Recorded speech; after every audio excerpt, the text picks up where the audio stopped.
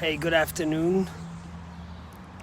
I wasn't able to get on earlier today, and in the meanwhile, we got the terrible news that a fellow Chabad Rabbi was stabbed multiple times outside the Sheila house in Brighton on Chestnut Hill Avenue by what all indications seem to point to a hate crime, anti-Semitic crime against a Jew, being stabbed on the streets of Boston because he was Jewish. Firstly, please join me in praying for Rabbi Shlomo ben Zlata Miriam, that God should give him a speedy recovery. He's in stable but cautious condition, and he needs all our prayers. And we are blessed to live in the freest country in the world, but the reality has been that for the last 2 years, living in Boston, such an open-minded community, we have had to have security outside our shul, armed security, every single Shabbos, and at our camp, we have armed security. And it is so painful to have to live in the freest and greatest country and have to worry about being stabbed because you're wearing a beard and a yarmulke and a hat. As some of my congregants like to tell me, Rabbi, you are a walking target. We will not cower, and we will be strong, we will be proud. We live in an amazing town. The Brookline police have been amazing. In fact, it happened at 1:15. Before 2 o'clock, there was an email from Brookline police There was an email from the Brookline police notifying us about it and letting us know to expect presence in front of our shul, that police presence will be going in front of the temples. They always care for us. But I want to just say a few things that have been bothering me of lately. First of all, our police force in Brookline is the most amazing police force, always looking after us. They have a special liaison to the shuls, to the churches, to make sure that people are safe, looked after, and they're constantly being demonized.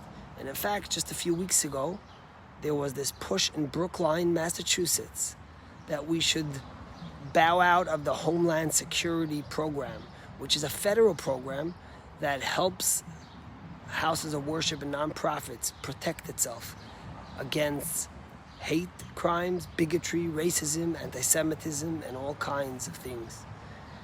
And I just wanted to say unequivocally, I spoke to the police today. They are the most amazing. They're always looking after us, and we feel very blessed to have them. But then there's something else.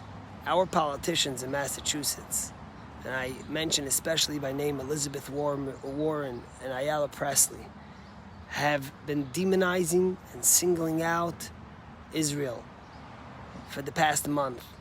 In fact, just a few days ago, Elizabeth Warren gave out a statement about the conflict that just happened between Israel and the Palestinians, not between Israel and a terrorist organization that tries to wipe it off the floor. And when people see that our politicians demonize the only Jewish state and single it out from anyone else, then naturally it makes us a target, and it makes people feel like they could attack someone just because he might be Israeli or he might identify with Israel. We just had a story last week in Philadelphia where they literally canceled the Moshavat food truck from coming to a food fair that was meant to bring together all communities and break down barriers, and he was canceled just because they were Jewish and Israeli. This is uncalled for, and we have to stand up, and we have to be strong, and we have to unequivocally speak out. It doesn't make a difference which party you're in and who you affiliate with. There is never an excuse to demonize or to single out Jews and Israelis just because of what they are.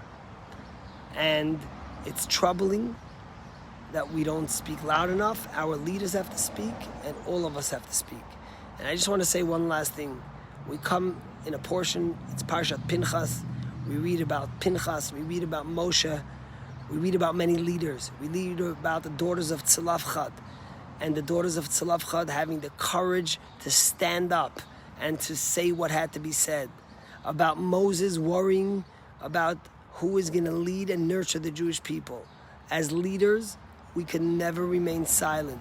We could never be scared, and we never fear. We walk with our kippah proudly. We carry our tzitzit proudly. We represent the Jewish people and Israel proudly. And under all and any circumstances, we have to fight back against demonization of Jewish people and the state of Israel. You can have criticism. You don't have to agree with everything. Israelis don't agree with everything. Americans don't agree with their own government. That's okay. But demonizing and singling out by our own politicians in our own state, and for our leaders of our organizations not to speak out against it, is unheard of and not right and unjust. And we have to call our leaders and tell them. And we have to call out our congressmen and call out our senators and say, we will not stand for it. It's a sad day living in Boston and knowing that just for the cause of being Jewish and walking in the park freely, someone was stabbed multiple times. God willing, he will have a speedy recovery. But this needs to be a wake-up call for all of us, to stand proud as Jews, to defend ourselves, to make sure our organizations are armed and protected, and to make sure that we speak and say the truth to power, even when it's uncomfortable. God bless you. I hope you join me in this and stay strong in protecting our own people. Am Yisrael Chai. We will prevail and be stronger. God bless you and have a great day.